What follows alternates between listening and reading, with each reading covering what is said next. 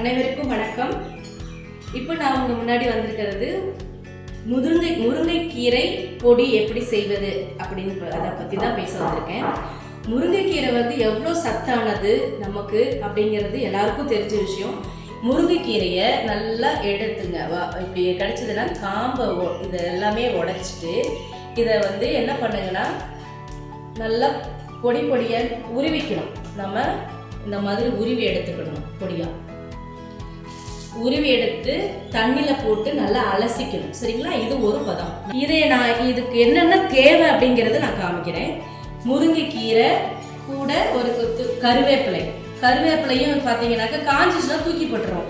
அதை காஞ்சதை தூக்கி போடாமல், சரிங்களா? முருங்கைக்கீரை, கருவேப்பிலை, வேறு என்னெல்லாம் நான் சேர்த்து போகிறேன்றதை காமிக்கிறேன் பாருங்க. இன்க்ரீடியன்ஸு 2 ஸ்பூன், நான் இந்த ஸ்பூன் அளவில் 2 ஸ்பூன் உளுந்த பருப்பு, நம்ம இட்லி அதுக்கு போடுறோம் இல்லைங்களா, உளுந்த பருப்பு 2 ஸ்பூன், கடலைப்பருப்பு 2 ஸ்பூன், 1 ஸ்பூன் மிளகு, அப்புறம் உப்பு, கல் உப்பு, ஜீரகம், மல்லி, கொத்தமல்லி 1 ஸ்பூன் எடுத்திருக்கேங்க, வேர்க்கடலை 2 ஸ்பூன், அப்புறம் இதுக்கு சுவை ஊட்டுவதற்காக ஒரு சின்னதாக புளி எடுத்திருக்கேன். சரிங்களா? இதில் 1 ஸ்பூன் எடுத்திருக்கேன் பெருங்காயத்தூள், 1 ஸ்பூன் மஞ்சத்தூள் எடுத்திருக்கேன்.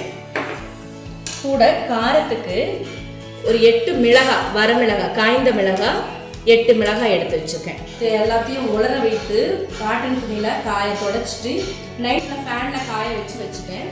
இப்போ இந்த காஞ்ச முருங்கை இலை, 1 ஸ்பூன் ஆயில், இதெல்லாம் வறுக்கிறதுக்கு.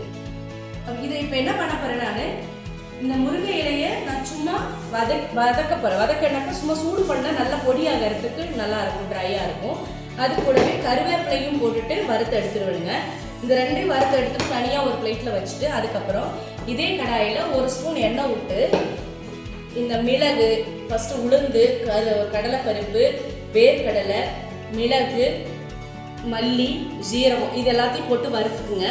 வறுபட்ட உடனே வரமிளகாயை கடைசியாக போட்டு அதையும் வறுத்துட்டு இது எல்லாத்தையும் ஒரு பிளேட்டில் ஆற விட்டு கொஞ்சம் நல்லா இப்படி பொடிச்சு விட்டோம்னாக்கா மிக்சியில் போடும்போது இடம் பிடிக்காமல் நல்லா அமுங்கி இருக்கும். அதுக்காக தான்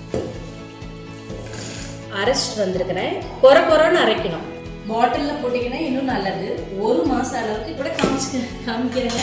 சோறு பாருங்கள், நல்லா சூடாக ஆவி பறக்குது. நம்ம லெமன் சாதம்லாம் சாப்பிடுவீங்களா, அந்த மாதிரி இருக்குங்க. செம்ம டேஸ்ட்டுங்க. ட்ரை பண்ணி பாருங்களேன். இது செப்டம்பர் மாதம் போஷன் மாதம் வருது. அந்த விட்டமின் ஏஜ் சார்பா